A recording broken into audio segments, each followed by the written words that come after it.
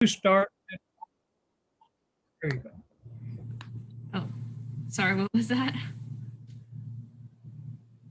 Oh, and I need to continue. I got you.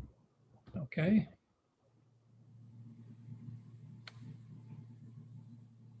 Okay, it's recording, so we should be able to start now.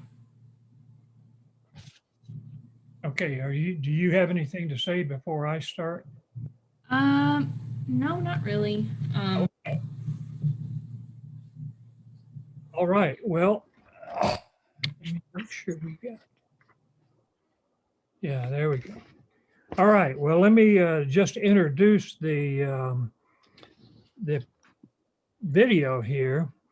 And the video is an interview with Charles Blow, who grew up in Grambling, Louisiana, and graduated from Grambling State University, which I've heard of many times and had no clue what it was, but it's a historically Black institution. Now, this Charles Blow, he grew up in that community. He went to an all-Black high school, and this university is all Black. But he was tops in everything he did. And so he didn't have any problem trying to get a job after he graduated. He is now a journalist, a columnist for the New York Times, and a book author. As you will see, he is very bright and engaging. And as I look around here, basically in the vernacular of almost all of us, he's a cool guy. Lest you think it's a joke, he's dead serious about a Black migration to the South. It is a really interesting thing. The interview is 27 minutes, and after that, we'll open for discussion. And you might want to make notes as reminders for the discussion. So Sarah, let her rip. Hi, Charlie. Hello, Paul.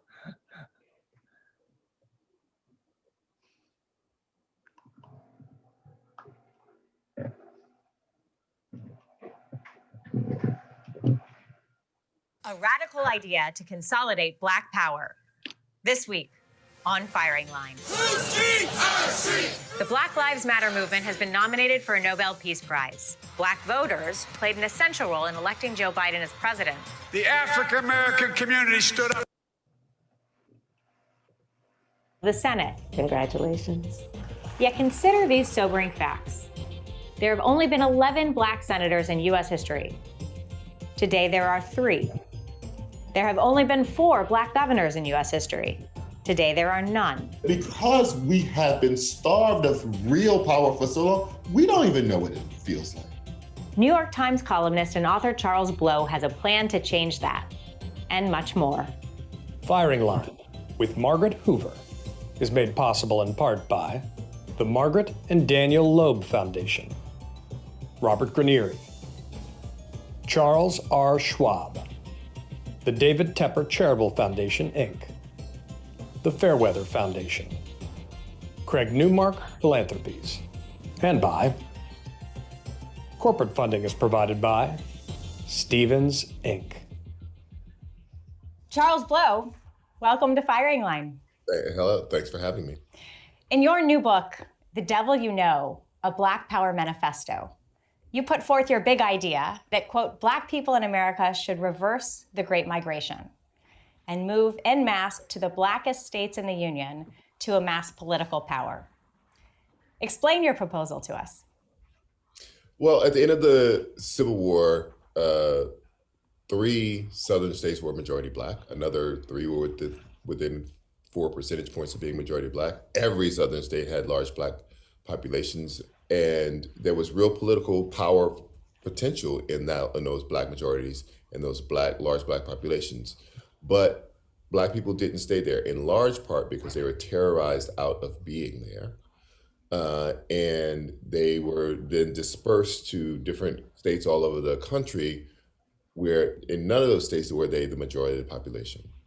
I'm saying reverse that Great Migration, reconstitute that power base, and you have access to all the power that the states under the Constitution control. So the subtitle of the book is A Black Power Manifesto. And you have said, quote, we have to reassess what power looks like. Yes. So what does power look like to you? To me, it is, do you have the power to elect officials who are going to advance your priorities? On the municipal level, that is becoming ever more true. There are 1,200 majority Black towns and cities in America, 90% of them are in the South. But on the state level and on the federal level, that is not as true. Black people have not been able to deliver a state or been the majority of the coalition that delivers a state to any candidate of any party until they deliver it this year here in Georgia for Joe Biden. And until you're able to do that, until you no longer exist on the margins, that's not power. They only need to excite you around election time. They don't need to address your policies because there's a giant group of voters. If they can just tilt 5% of them, they don't really even need you. So what's striking to me is Black power is actually political power explicitly within the context of American democracy. Yes. You write, so much of the power in this country is assigned to and controlled by the states. Slavery was allowed and maintained on a state level. Jim Crow was established and maintained by the states. So now you're saying that Black Americans should use the very framework of state power, federalism, in order to accumulate power. Absolutely. The federalism argument was used forever to subjugate Black people. I say use the very tools of your subjugation for your liberation and turn it on its head. You also write, quote, if white people fled states to which Black people returned, that would only strengthen the Black vote. Now, that idea really runs counter to the liberal orthodoxy of the virtue of diversity. Well, I don't think that white people think of diversity in the same way that I think of diversity. And in fact, I quote people, one sociologist in my book who studies diversity through the lens of real estate. And what she finds is that white people say they want diversity, but they end up buying houses in places where they are the clear majority, which is very different from the way Black people and Hispanic people who say they want diversity buy real estate.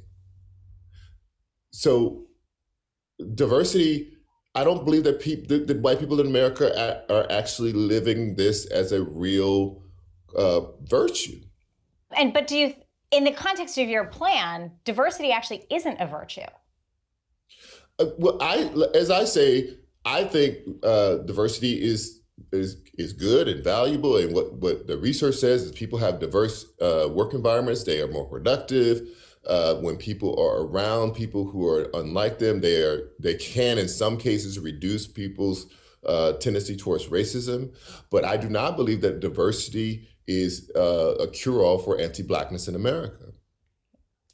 So, as you know, this is a program that is a renewed version of William F. Buckley Jr.'s Firing Line. And in 1974, William F. Buckley Jr. hosted John Lewis, the civil rights icon, to a conversation entitled Politics and Black Progress. Take a look at this clip. Okay. At this particular time in American history, I would say that the ballot box is the most effective, the most meaningful instrument that Black people can use toward bringing about justice and equality. I'm not suggesting that the ballot is the panacea. It's not a cure-all, but it is a weapon, an instrument to be used to bring about changes in the South and throughout this country. I picked that clip because it strikes me, Charles, that your plan actually is in sync with the premise of Lewis's argument. And that if the South became a majority Black again, it could, through the ballot box, combat white supremacy and inequality for Black Americans better now than probably any time in our history. Is that it? Yes, and it's fascinating to hear that. I believe absolutely that power is, I don't dwell in feelings about racism. I don't think that the majority of racism is about feelings, whether or not somebody dislikes somebody or not, whether or not I feel injured or hurt by something. I don't care about that anymore. I'm 50 years old. What I care about is power, Do I have the power to prevent this from harming me? Stokely Carmichael says, if a man wants to lynch me, that's his problem. That has nothing to do with me. If he has the power to lynch me, now that's my problem. I want to live in a space where people don't have the power to bring harm to other people. How do you know that the return of Black Americans as majority populations in key Southern states wouldn't trigger a whole new reign of terror? I can't predict what will happen. And white supremacy has always responded with violence when its power was threatened. And I do recognize this is a revolutionary act that I'm asking people to undertake. And there are no revolutionary acts without risk and without resistance. But Black people have to ask themselves, do you want power or not? There are paths to it. This is one. Maybe there are other ones. I don't know other ones. Okay, so you write in your book that there are both economic and social forces that forced the Great Migration in the first place. And your key insight is, that despite a reign of terror and lynching, it was actually economic forces that ultimately compelled Black Americans to these destination cities. You write about the boll weevil infestation in the cotton states in the South, right, that finally triggered this wave of migration. So what is the economic opportunity that will compel Black Americans back to the South? Well, so there was a collapse of the Southern economy in which Black people were most invested, which was farming, mostly cotton. I see a parallel in the pandemic. I looked at Black unemployment rates in major cities in America during the second quarter of last year, which was when the economy basically came to a halt. Black unemployment rates in those cities was off the charts. The Black unemployment rate in Chicago was 3 times the Black unemployment rate in Atlanta. It's strange in a way that, this white power president in Donald Trump could trigger a Black power migration, but I believe that it is just a sort of trigger that adds to the existing oppressions that already are in play. You already had hyper policing and militarized policing springing up in these destination cities. Stop and frisk didn't happen in Birmingham and Little Rock. It happened in New York City. It went to Chicago and Los Angeles. The SWAT team did not originate in the South. It was originated in California as a way to combat the Black Panthers. That militarism was not a Southern feature. The modern militarized police force is not a Southern feature, but a Northern Western city, mostly liberal city phenomenon. You're getting to this commonly held perception that the North is somehow better for Black Americans, which you disagree. I mean, you actually capture it in the title of your book, quote, "The Devil You Know," because you say, Black people fled the horrors of the racist South for the so-called liberal cities of the North and West, trading the devil they knew for the devil they didn't, only to come to the painful realization that the devil is the devil. Tell us a little bit more about why the South isn't worse for Black Americans. Well, I think that there's a perception that that Black people, I think all people confuse in some cases liberalism with racial egalitarianism. And they love the idea of living among liberalism, but it doesn't mean that those same liberals see you as equal racially to them. Just because a person believes that you should be fighting climate change and that you should, and they believe in a woman's right to choose and they believe in LGBT rights, doesn't mean that same person believes that all people are created equal and given the same opportunities and access that they will perform like human beings, regardless of what color they are, or texture of their hair, or the spread of their nose. The cleaving point is often cruelty. As long as they can experience their superiority without cruelty, people are pretty much fine with it. If they don't have to be cruel themselves, witness cruelty, part of what the response to George Floyd is, it was so cruel. But Black people have been being killed by the police left and right. Not only just killed like George Floyd was, choked to death. But they saw cruelty in that. I mean, after 26 years in New York, you've moved to Atlanta. And you wrote that you've never felt police anxiety in the South, in Atlanta or New Orleans or Jackson. And you attribute that to the fact that many of the cities in the South have majority Black police forces. Yes. So it seems like what you're saying is that in some ways the South today is not just the devil you know, but an improvement over the North. Is that right? Martin Luther King wrote this fascinating essay in the months after the Watts riot, where he acknowledges that the civil rights movement was largely a regional movement, and the benefits of it were largely regional. The South was based in the South, and the South benefited. And so what we are experiencing are the direct results in the South of the civil rights movement. And that did not necessarily transfer to northern and western cities. And so they are still dealing with some of the same tensions that the South had dealt with. It's not just majority of Black police force, it's majority of Black political structures. It's hard to find a major southern city now that doesn't have a Black mayor. And the first one was just in 1973 with Maynard Jackson here in Atlanta. So it just changed the entire dynamic. And it's not that it makes it better because it creates some sort of Black dominance. No, it creates a space in which I don't constantly think about the fact that I'm Black. So what about the argument that people in the Northeast have better access to government services, public transportation, housing, more generous Medicaid services? States like New York that have expanded Medicaid compared to states like Mississippi, Alabama, Texas. The reason they have it, and you and I both know this, is because Republican governors refused to take anything that had Obama's name on it, right? So it doesn't cost them anything. The money's already there. It's already set aside. They only have to say, I accept it, and they can expand Medicaid, and it's paid for. But is that an argument against moving south? No, so there's two wings of this argument. One is the personal one. What will you personally gain? What are you personally suffering where you are? What will you personally gain by moving? The other one is communal. What is best for the community? There are all kinds of health disparities. HIV is raging in the South. Just by flipping a governorship, you change the entire complexion of that for other people who look like you, right? When Governor Jindal screwed up Louisiana so badly that they finally got around to electing a Democratic governor, one of the first things he did was just accept the expansion of Medicaid under Obamacare.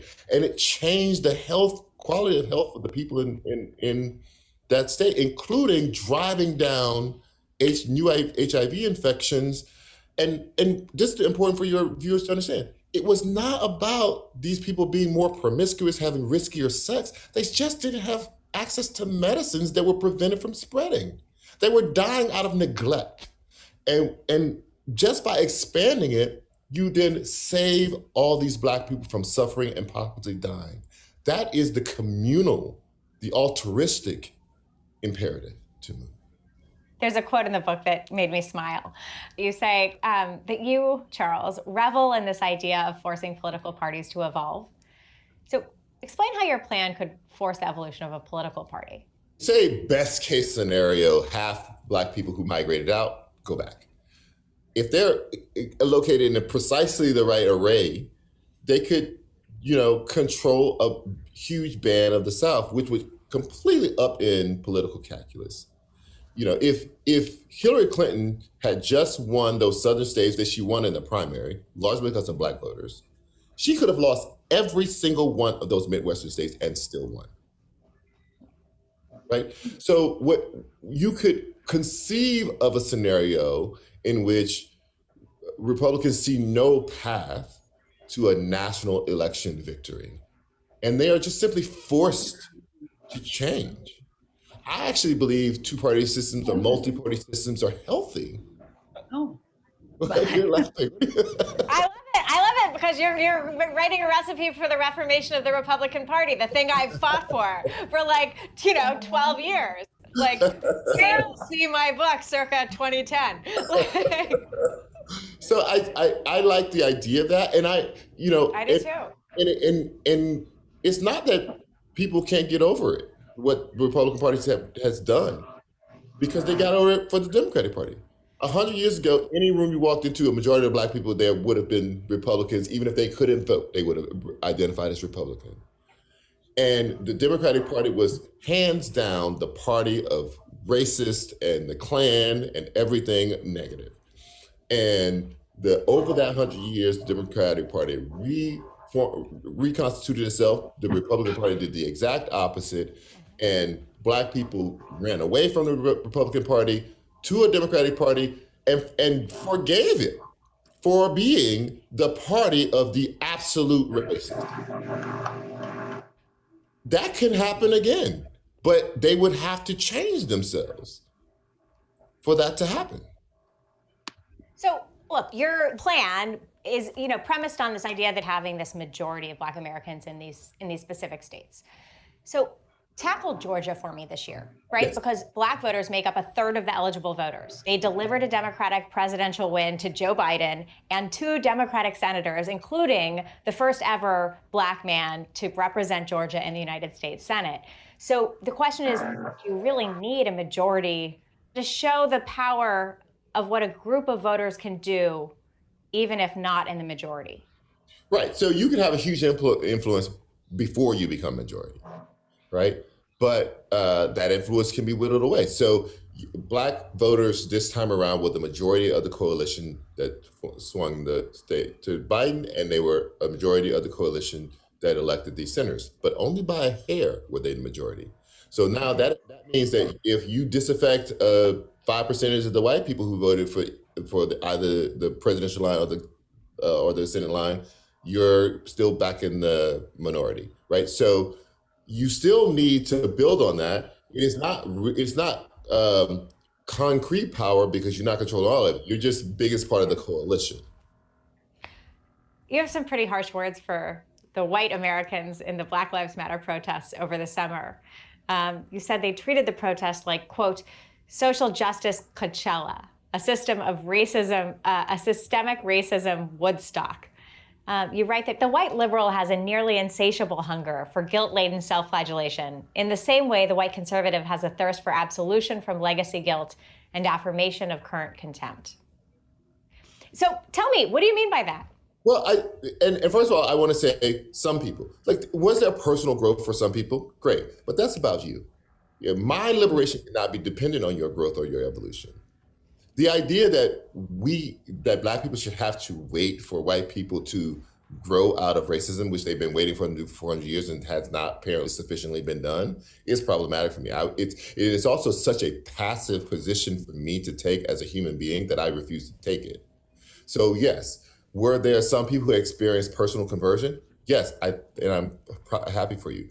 On the whole, though, in the aggregate, what the polling suggests is that in that moment when everything was locked down and no one could go outside and people were getting in trouble for being outside and congregating, this was an outlet where you could do that. All of your rites of passage had been shut down. You couldn't go to prom, you couldn't go to the movies, you couldn't go to a concert, but you could do this.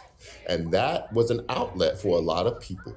Because what I saw in the polling was that after business started to come back, and when people came back to school in whatever limited ways they did, and life started to get back to normal, the support for Black Lives Matter among white Americans started to drop back to the position it had been before the summer protest. Is there a role for white allies in your proposal?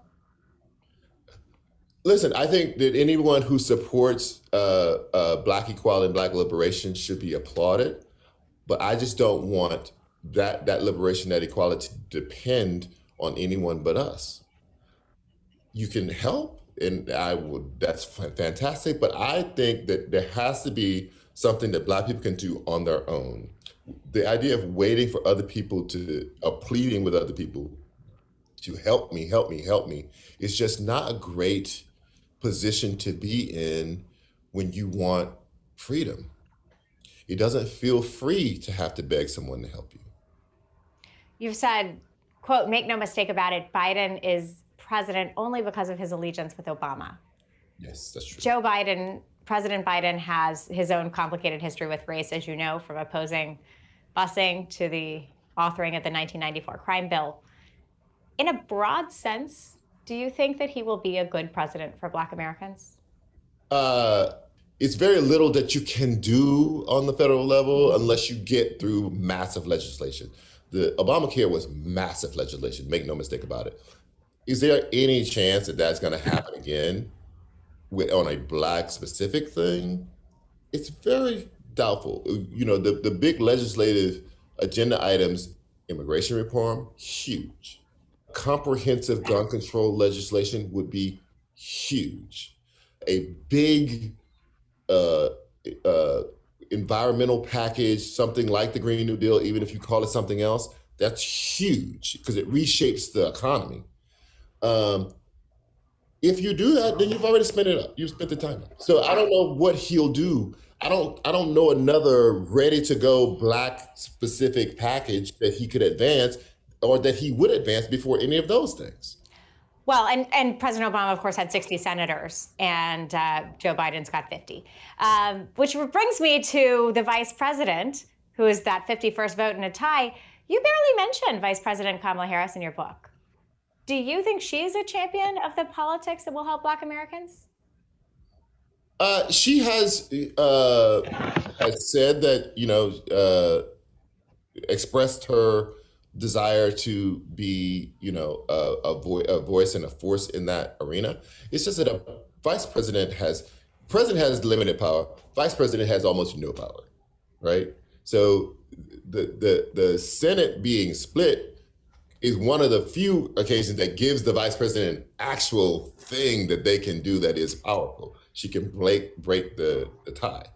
But in general, I mean, unless you're Dick Cheney and the president basically cedes control to you, vice president don't have.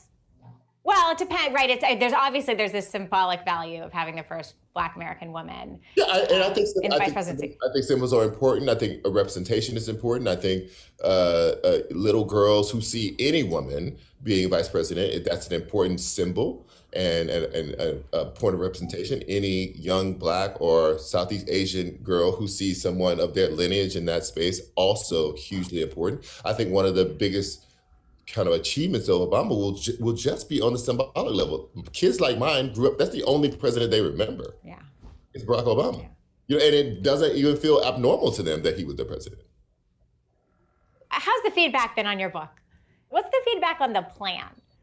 I mean, I think, people are considering, I think that is what you want. Like, I want to start conversation. I want people to actively, seriously consider it. I don't want people to think that, it's an interesting thought experiment. Let me do the math and what it would take. No, actually, the window is closing on your opportunities to do this.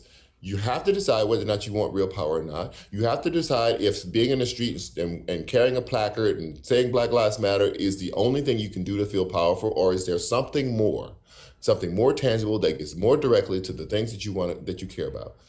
If you truly can care about those things, how are you going to get there other than this? I want to make sure you have a plan that you could access if you wanted to.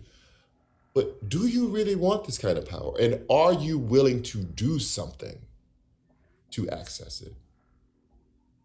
Charles Blow, thank you for coming to Firing Line. Thank you very much for having me.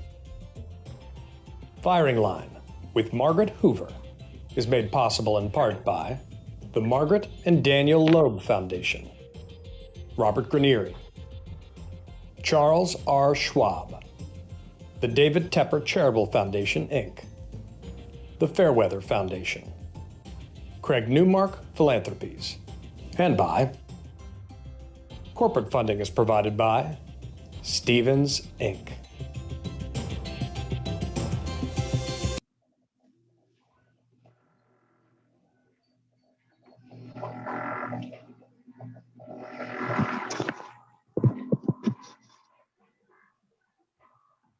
Okay. All right, Paul, you want to handle the comments? Fine. I will. Thank you. Anyway, anybody got a comment, question? I'd be surprised if they didn't. Go ahead. Anyone? I haven't quite finished the book, but I was surprised at his suggestion. But as I work my way through the book, it's reasonable, I guess. I can't see that Blacks and whites can be separated because there's a lot of mixed marriages, and that wouldn't work to keep them separate. Yeah, in our family, my son married a Black woman from Ireland, She's half white, half black. And they have two twins, and one is black and one is white. Oh, yeah. And so, and I think that's going to be more the case as we move, you know, especially with younger generations. And, you know, also other races. I think it's going to be more common. And so, yeah, I agree with you. Anyone else? Let me follow up on that. As Carol will know if she's reading the book, there's a considerable amount of discussion of Charles's interaction with Obama. And Obama is, remember, he is all about hope. And Charles is really not too happy with that. He says we have to have action. And here, let me read you a quote from the book, because this tells exactly why sitting back and hoping hasn't produced too much. Charles says, and this is a quote, "It is hard to find a society anywhere in the modern era that has some diversity of phenotypes in which the darker ones are not assigned to the lower caste. Those beliefs follow people from their home countries to this one. It seems to me that we idealize a societal construct for which history offers precious few precedents. Most of the world seems to operate as some variation of a pigmentocracy." I thought that was cute.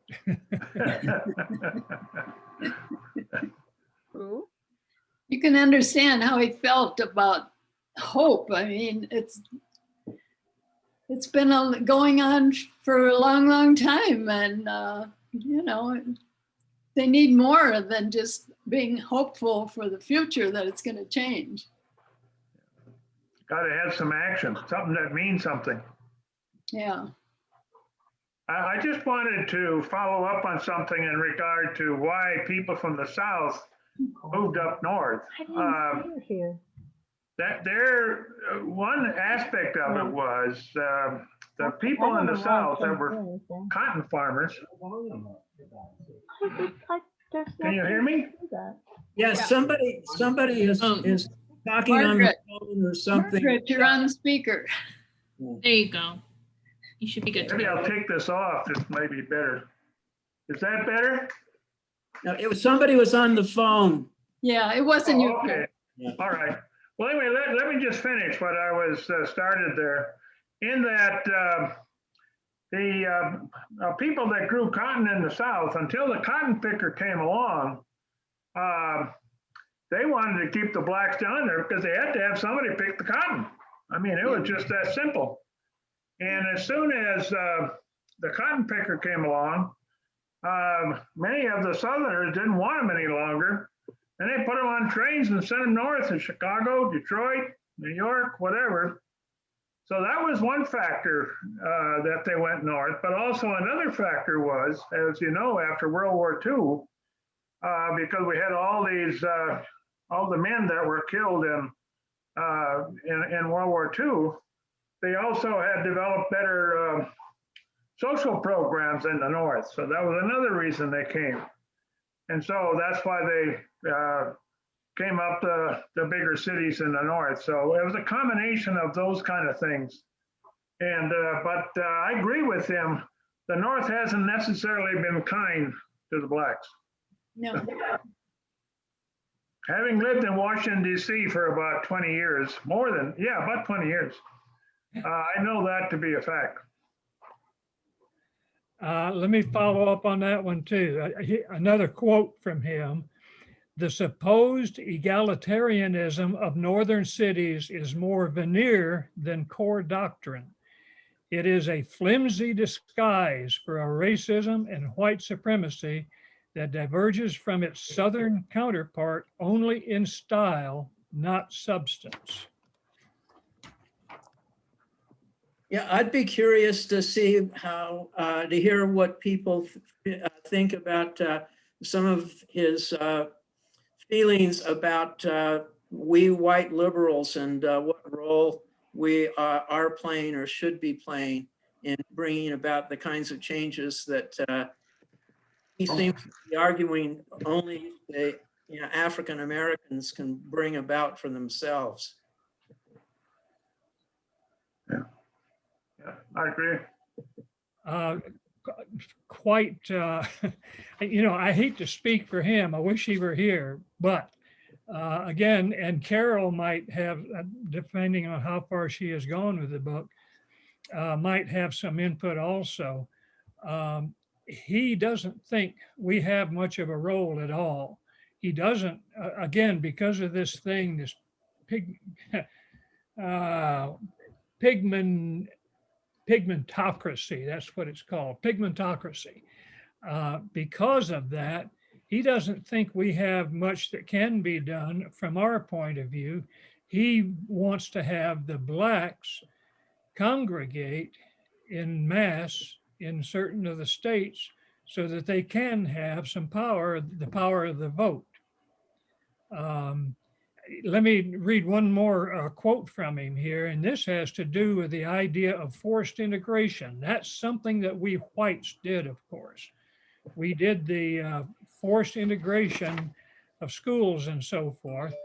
And regarding that, he says, I must confess that at a certain point, I simply believe that it is spiritually healthier to be in spaces, to create spaces where you are wanted, honored, and loved, rather than ones where you are simply tolerated at best, or worse yet, despised.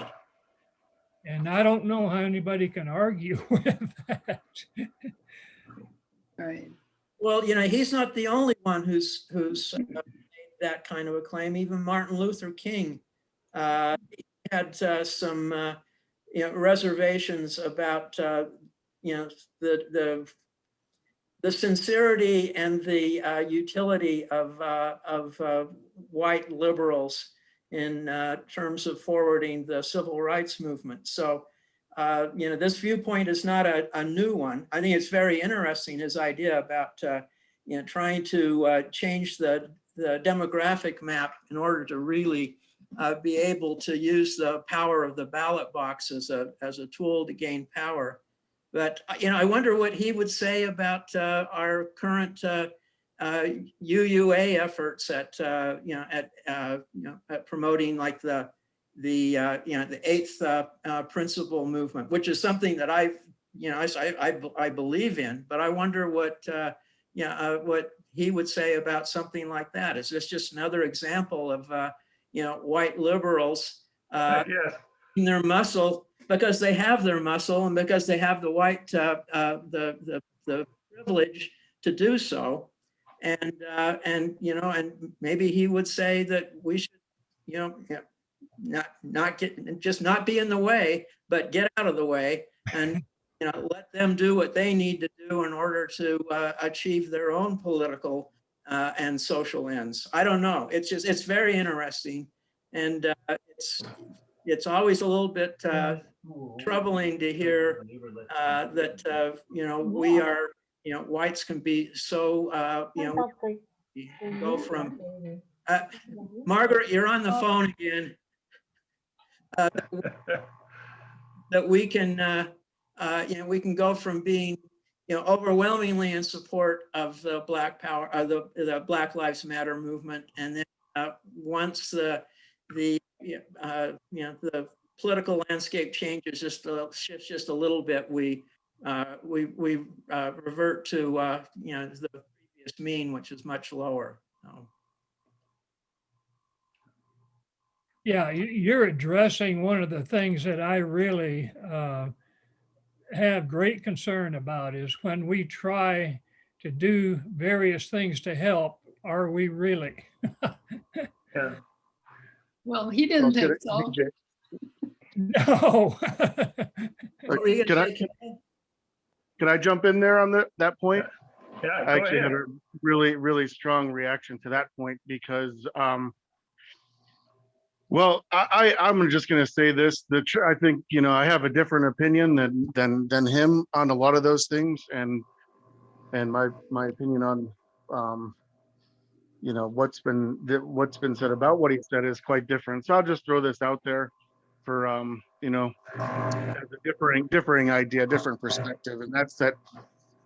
He said that whites are not needed to help the. I don't know. There's some really background noise there. He said that whites are not needed for this Black Power movement and for the to free Black people. And I just wonder if him or anybody who agrees with that has visited a Civil War memorial in their lifetime, because people who actually know the history know that the Black people at that time absolutely needed the white people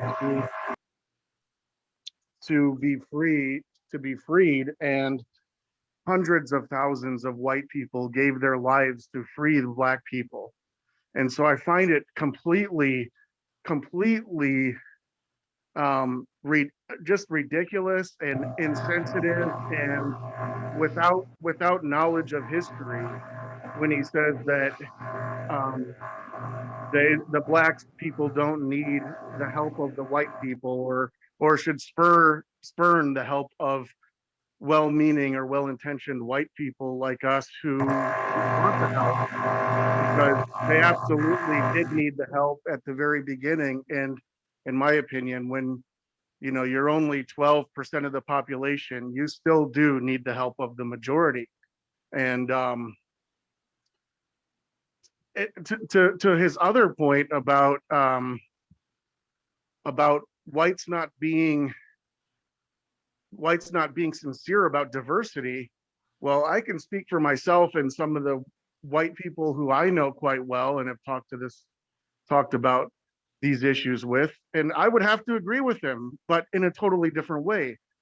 The white people who I know don't care about diversity. They don't care whether there's diversity, and they don't care whether there's not diversity. I mean, if their neighborhood's all white, they're fine with it if it was made that way freely and people chose there freely. But if there's Blacks and Hispanics mixed in their neighborhood, they're totally fine with that too. They don't care. I mean, they don't have an agenda. They're not racist either way about it. They just don't care if it's diverse or not. What they do care about, though, is that they want to live in a safe place where they can let their kids outside and not worry about them being shot by drug dealers, where they can live in harmony and peace, and with decent schools to send their kids to. That's what they care about. And so when he makes the comment that white people are kind of living in their own enclaves or in the suburbs, well, yeah, because the reason you don't see diversity in the inner cities, which is overwhelmingly Black, is because they're not generally safe places to live compared to suburbs. They generally don't have good schools. That's where the vast majority of all the crime happens, are in those places. And so people aren't willing to risk their lives and the lives of their kids and family and send them to subpar schools just to show, just to, validate their care for diversity. No, people have higher priorities like safety and education.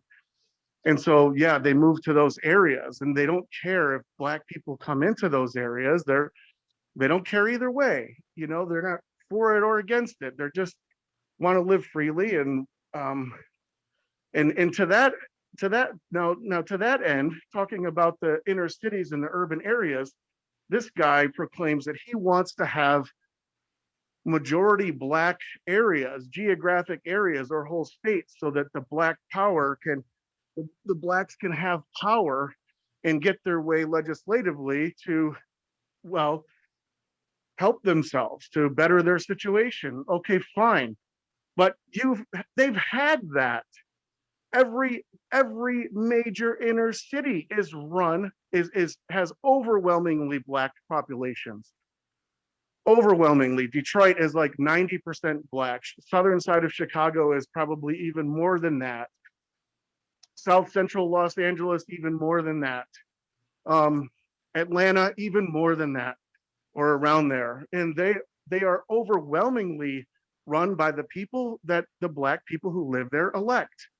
And they're still horrible places to live for the most part. The inner cities are ridden with crime. They have horrible schools. There aren't many jobs there. And so they have elected the people to run those areas who they wanted, and they've been doing that for decades. And so the experiment, in my mind, has been done and it's over. That's not the solution. I'm not saying that there's not a problem with, racial injustice in the country, but that's clearly not a solution. Otherwise, if it were, Detroit would be a shining light in this country, in a place where everybody wanted to go and live, because the Black people have been running it for 40 years. And it's horrible. Nobody wants to live there. And as soon as Blacks who do live there can move out, they usually do. And good for them, rather than sticking it out in there.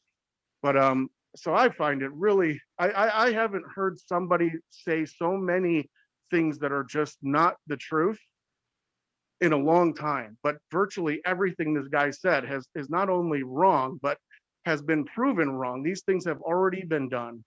He does need the whites, because that was what the Civil War was about. And if he doesn't value white support, visit a Civil War memorial where you see all of the white people who died to help free Black people. If you think that whites don't want diversity, well, they don't care. They just want safe places to live. And if you think that having Black run areas is going to solve your problem, then I hope this guy lives in inner city somewhere. I hope he does, because I hope he's not a hypocrite. I hope he doesn't live out in the suburbs. I hope he lives in one of the inner cities that are run by the Black people who he wants to run things. Thank you for being patient and listening to me, but that guy really got me going there. I just think he's wrong, and I want the best for all the people in this country, Blacks, whites, brown. I want the best for all. I just think that this is just a racially divisive message that's only going to hurt. It's only going to make things worse. So I strongly disagree with nearly everything he said. I think he's trying to motivate Black people to step up and work for themselves. He didn't say he doesn't. I think he appreciates white support, but he was disappointed that more Black people didn't take part in the Black Lives Matter. So I think he's just trying to encourage Black people to get more involved. I don't know anything about the cities and how that they're not all run by Black people. I'm sure there's white people in the police department in these inner cities. I don't know.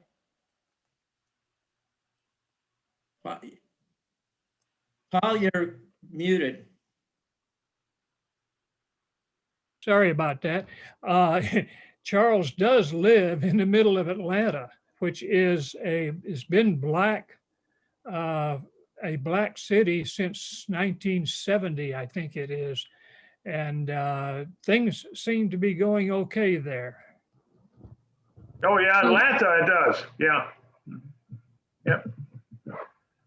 But I do think as we move forward and with more integration, because Blacks alone cannot create power. Because they're still only, 18% of the population, whatever it is. And so as we move forward, it's got to be a combination of all races. Yeah. Anyone else? It's also hard to listen to this because I grew up in East Detroit, so I have some real experience with this thing, and it's also kind of hard. I'm not saying that there aren't legitimate reasons that he brings up and things that might be helpful, but it's I think the more that this conversation goes this way really distracts from the root causes of a lot of the problems that plague Black people in the Black community. And that's, you know, that 3/4 or more of their children are born out of wedlock to single mother households and raised by single mothers. And not having a father around has real consequences for children growing up in that environment. And and that the vast majority of all abortions are by Black women who are, you know, oftentimes using abortions to have as a method of birth control. And that's really sad to see that, you know, that somebody like him, who's as he said, a 50-year-old Black man, he's experienced, he's knowledgeable, he knows about these things. But to just avoid talking about the role of Black men and Black fathers into the lives of the youth in the Black community, and to just totally just not even address that as a root cause of the problem, and something that could go a long way toward fixing those problems from the root internally without blaming everybody else for the problem. That's, you know, there's nobody else who's, you know, having those kids and making the fathers leave. You know, they're choosing to do that, and it's twice the rate of it's at least twice the rate of what happens in white households. And so there's a lot to that can be gained from talking about those things. And I think that a lot of this, like, blaming everybody else mentality, while there's some truth to it, really distracts from the root cause of a lot of the problems in those communities. Let's get to the root causes. And the root causes are systemic structural racism that's built into the American social and economic system, built into the DNA of this country. You look at what happened. We're 100 years out from what happened in Tulsa, where a thriving African American community that was doing exceedingly well was, you know, hundreds of people were massacred. People's homes and businesses were taken away. Their access to generational opportunities for wealth and accumulation of wealth were taken away. These are people who have not been able to purchase homes because of redlining and other forms of systemic racism.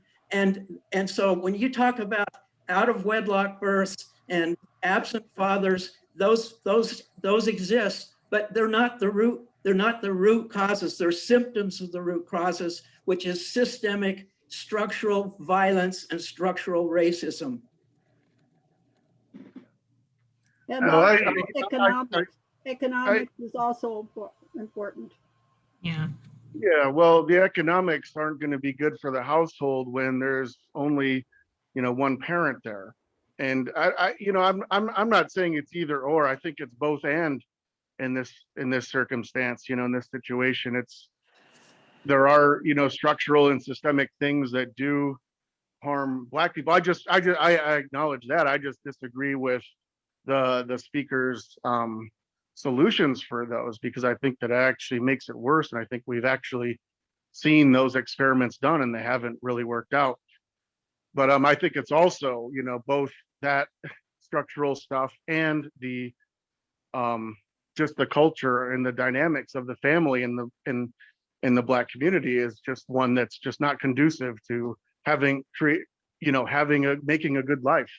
You know, when you see 75-80% of the children born there are born into single mother households, that's not going to yield a good result. I don't know if there's any society in the world that has that kind of number where they're doing well. You know, it's just not a good recipe for doing well. And I think that, you know, the structural stuff doesn't cause that. That's a decision that those men are making to leave their kids and their family and to leave them, and nobody's making them do that. It's not like they're going off to some war that, you know, the white society is pushing them into. That's just the culture. And hey, and one of my best friends is a black guy, and he admits it readily. I mean, he knows that. He grew up in Detroit and speaks to that kind of thing all the time, that the men there need to take more responsibility and accountability for what they're doing in their lives. Each one Go of those ahead, David. households. Go ahead, Dan. Well, I'll let somebody else speak. I mean, I was going to make, the point I'm going to make is the structural racism, the economic situations create the conditions in which cultures emerge and decision structures emerge. It's not the other way around. And we're not going to cure any of the kinds of problems that this gentleman is talking about if we don't deal with what are truly the root causes. Those are social, economic causes and structural racism. Yeah, I agree, David. Yeah, I Anyone agree. else? Yes. And I feel, Somebody. Sarah, did you want to say something? yeah, making you know, making people of any color, race, you know, culture, personally responsible for their personal choices. I think that is a you know, blow against, you know, below the belt, and equating people's, you know, whether they want to get married or have children or not, you know, that is, you know, totally beyond, that has nothing to do with it. And thinking that just because they're not married doesn't mean that they're not responsible parents either, you know. There's in the Scandinavian countries, half the parents are not married, but that, you know, that does not mean that they're not great societies up there. You know, do you compare yourselves with those countries? Never, ever, because they're doing much better than the United States. I just want to tag, right? just say yeah. Really fuck, on every goddamn list, they're doing better. Well, except starting wars, incarcerating people, and, you know, having a mass shooting every other day, you know. Access to guns. Yeah. But, you know, to get political power, you also need a truckload of money. So it's a, you know, the chicken and the egg kind of problem. What do you need first? A lot of money to get political power, or do you need the political power first to get the money to solve your problems?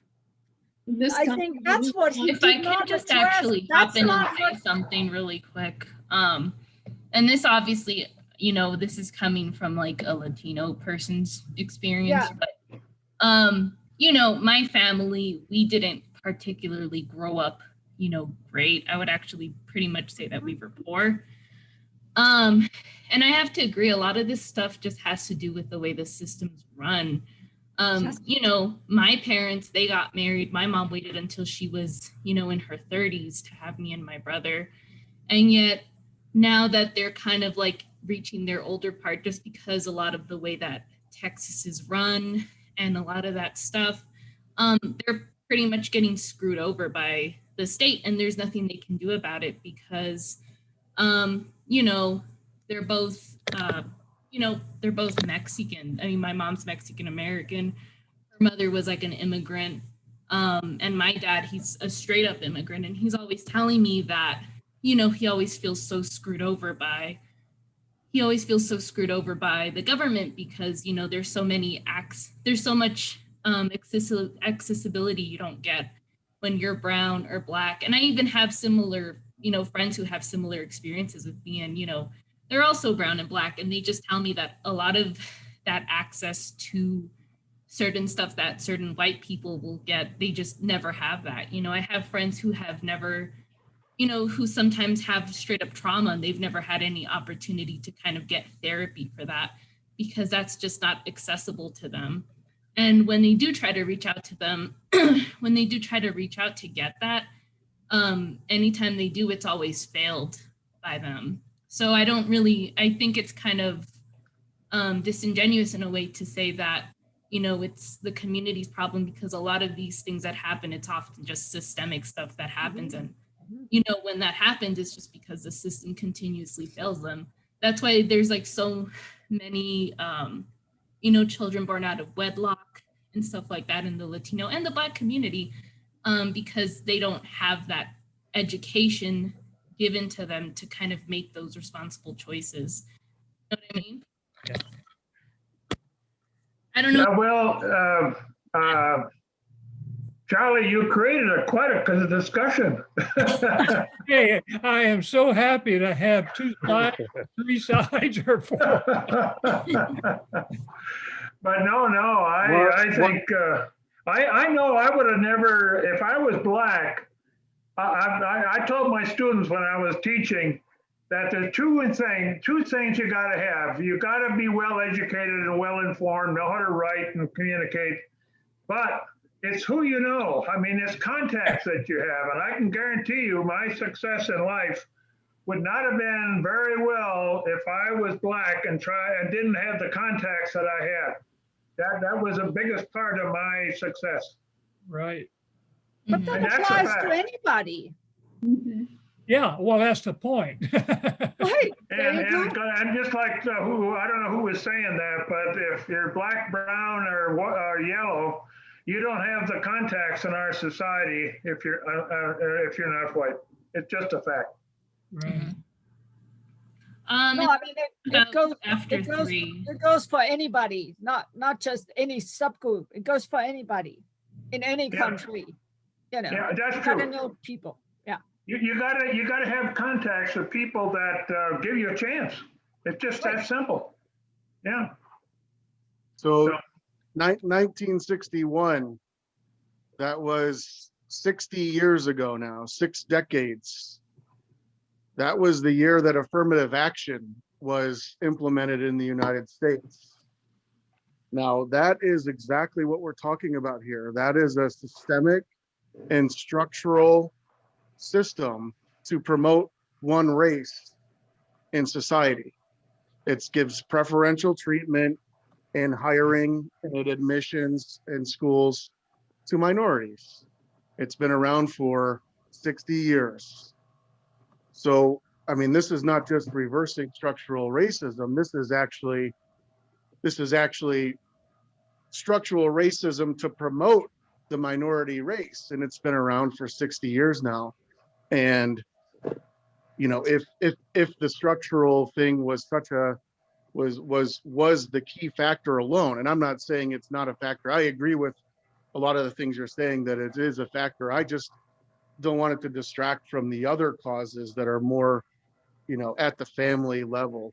But we've seen affirmative action for 60 years now. It's been running, and I've actually been, well, you might call it a victim of that.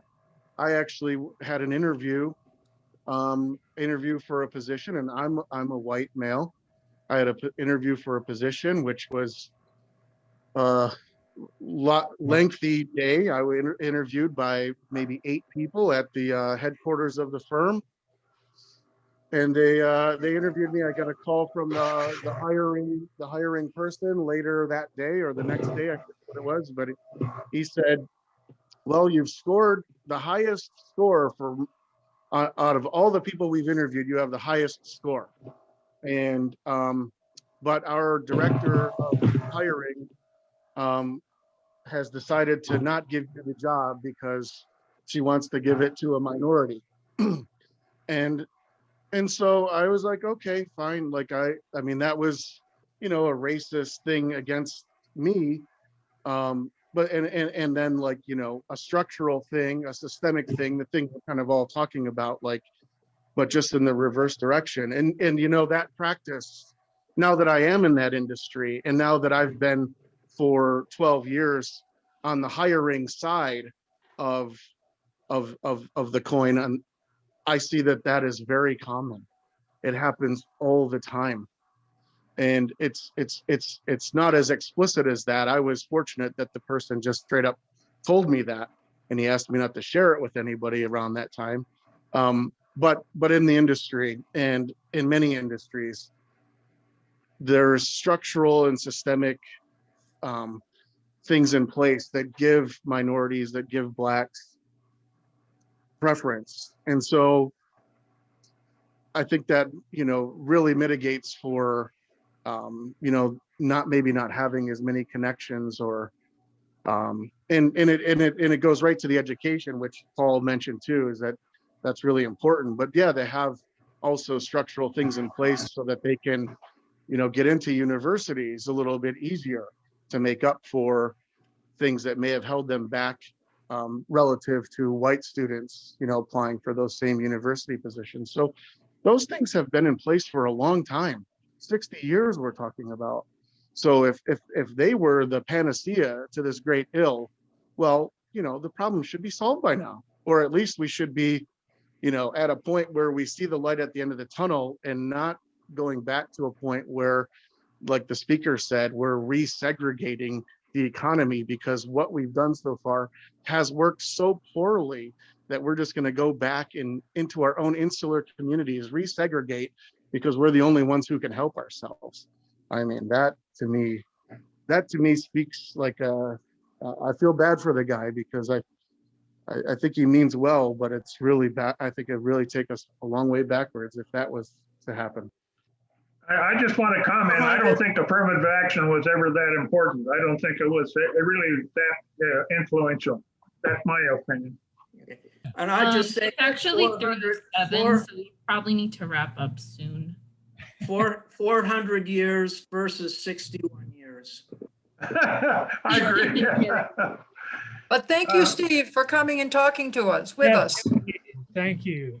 Hey, I had no idea. I'm new to the group, as you all know, and I had no idea what the topic was. I was just my fellowship group stopped a couple of weeks ago, and because of the Zoom thing, I was like, let me just check and see what's out there for Sunday afternoon, and I can do Zoom anywhere. And I said, oh, Las Cruces, New Mexico. I don't even know if I know somebody from New Mexico. I'm way up here in Detroit. And so I said, let me see what these good people are up to. And then this came up. I didn't expect to even say a word today. I just wanted to see what you all were talking about and have some fellowship on Sunday. And then this came up, and here I am, like, mouth as dry as can be now after all this talking.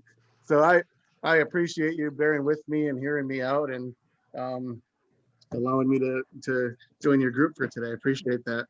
Well, it was good information. Anyway, we need to quit. I want to talk about next week.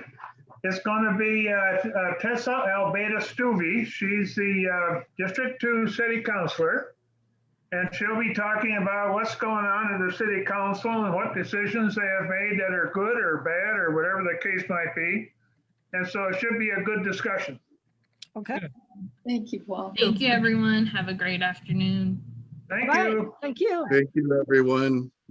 I